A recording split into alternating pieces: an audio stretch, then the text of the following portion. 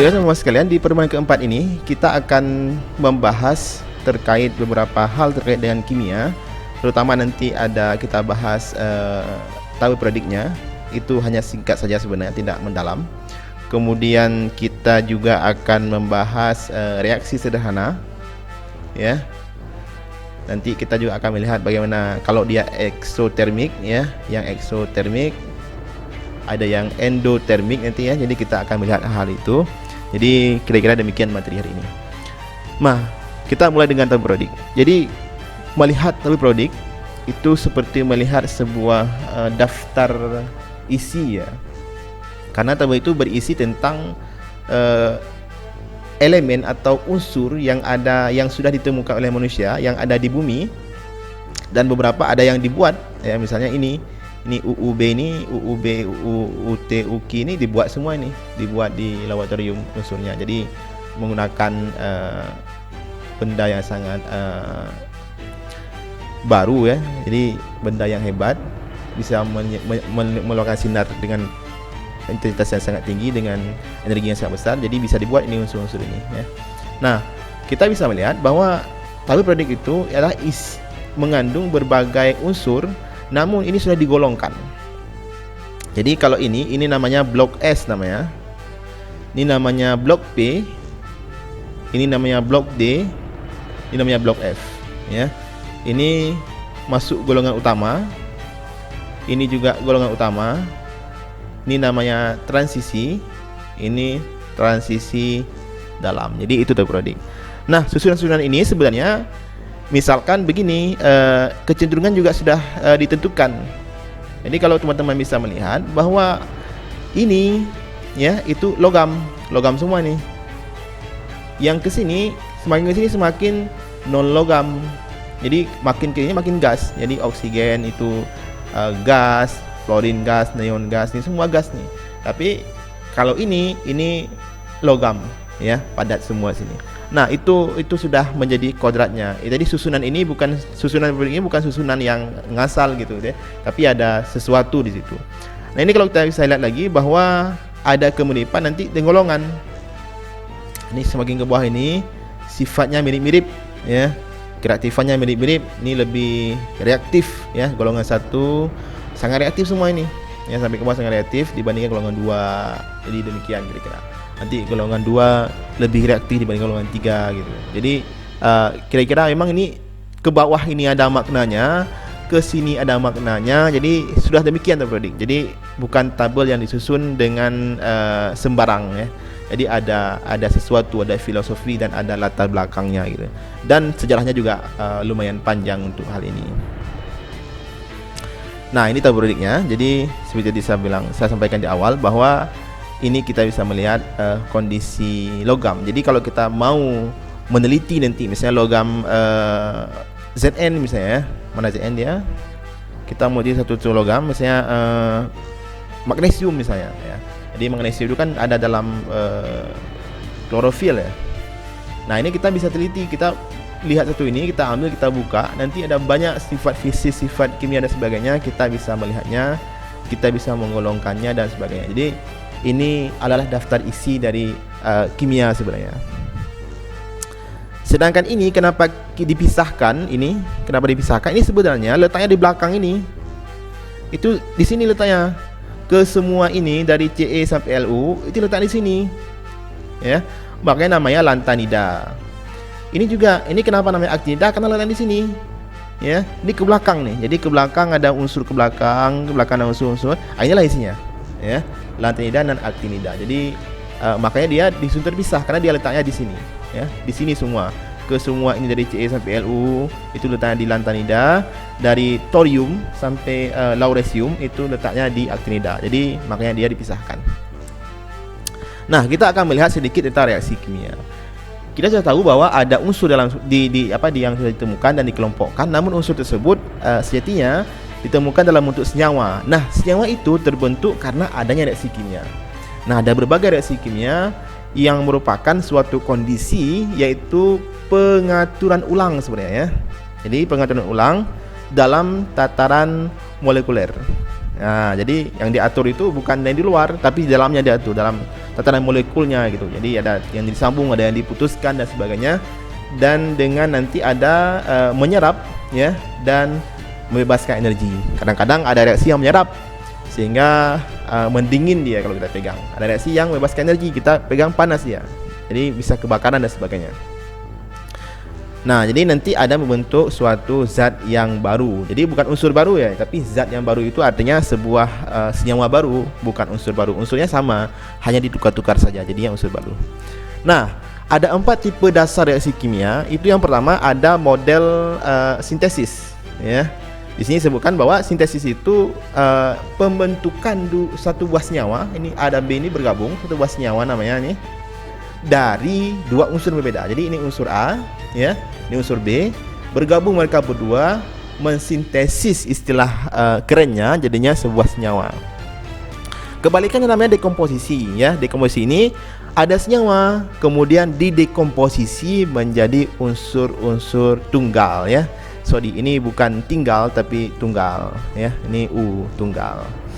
Nah, kemudian ada reaksi single replacement atau penggantian tunggal. Nah, reaksi ini maksudnya begini, ada senyawa tapi salah satu atomnya ini baik A atau B akan diganti, ya. Kebetulan di contoh ini yang diganti itu yang B. Jadi C-nya masuk, B-nya keluar gitu ya. Jadinya AC dan B. Kalau double replacement itu saling tukar pasangan. Ya, ini istilah sekarang ini agak sedikit heboh sebenarnya. Nah, ini nanti A-nya gabung dengan C atau dengan D, ya. B itu sebaliknya gitu. B dengan C. Kalau dia nanti A ambil C, berarti B ambil D. Kalau A ambil D, berarti B ambil C. Kebetulan sini A ambil C, B ambil D. Jadi dua-duanya berganti, namanya double replacement. Kita juga melihat ada reaksi kimia yang umum. Di sini kita bisa melihat ada reaksi asam basa. Nah, reaksi asam basa ini yaitu ada asam, ini basa. Nah, kalau kita melihat ini kan dipotong di sini nanti, ya. Dipotong di sini. H-nya nanti diambil HO ini, ya. H ambil OH-nya jadi H2O. Na itu ambil Cl jadi NaCl. Jadi namanya ini reaksi berarti kalau dari yang tadi namanya double replacement, ya. Jadi ini double replacement karena dua-dua diganti. Nah, kalau ini mirip-mirip dengan sintesis, ya. Ada dua yang berbeda, ya. Kemudian jadi satu gitu. Ini sintesis. Kemudian ini juga sintesis sebenarnya. Kemudian ini, kalau ini itu reaksinya itu single replacement, ya. Jadi Na, ya. Kemudian gabung dengan H2O. OH diambil, nanti OH ini kan H2O itu kan gini, OH. Jadi Na itu ambil OH-nya jadi NaOH, sedangkan H yang sisa keluar dia. Jadi namanya ini single replacement. Jadi diganti satu, ya. Ini namanya single replacement, ya. Nah, kalau ini juga mirip, ya. Ini single replacement juga karena Al-nya nanti masuk ke sini jadi Al2SO4, ambil SO4-nya sedangkan H-nya keluar gitu. Jadi single replacement. Jadi ini reaksi-reaksi umum kita kenal di lingkungan. Kalau teman-teman masuk lab itu pasti akan berjumpa dengan hal ini. Kita bisa melakukan di laboratorium. Terutama yang ini, yang Al2SO4 ini mudah lakukan. Kalau ini bahaya. Kalau Na dengan H2O itu cenderung bahaya. Kalau hati-hati mungkin bisa juga kita lakukan. Baik, kita juga melihat bahwa tadi dalam reaksi itu ada bermacam tipe. Namun reaksi itu juga ada tipe yang dikenal dengan eksotermik dan endotermik. Ini merupakan sudut pandang yang berbeda. Sudut pandangnya adalah energi, ya. Dimana kalau reaksinya itu eksotermik, ya, eksotermik ini artinya reaksi itu melepaskan panas atau energi. Nah, ini contohnya. Ini simulasinya. Jadi ada reaksi, ya, reaksi di tengah. Nah, dia melepaskan panas samping. Jadi kalau ada yang memegangnya, kita sentuh, ya, itu terasa panas. Nah, itu namanya eksotermik.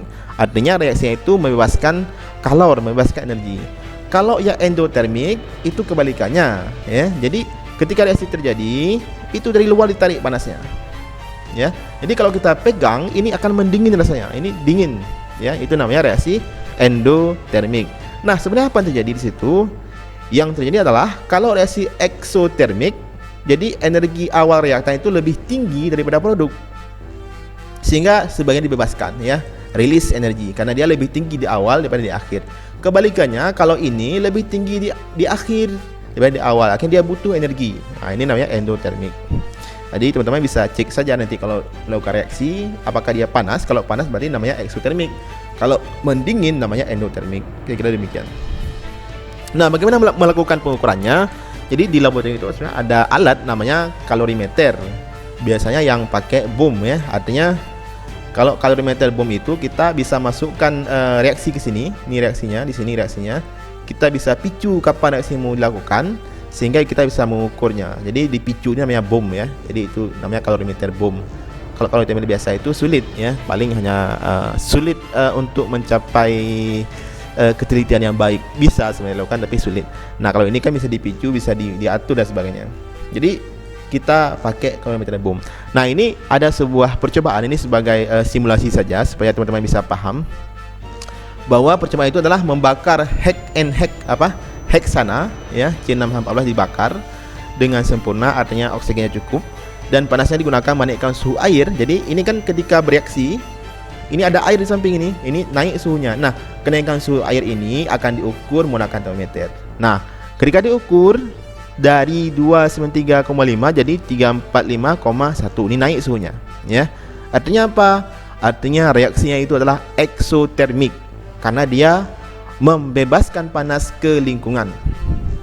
Kemudian disebutkan lagi bahwa massa air tersebut 200 gram, kapasitas panasnya itu 4,18. Ini sebenarnya hanya data-data pendukung karena nanti kita akan menggunakan rumus ini ya.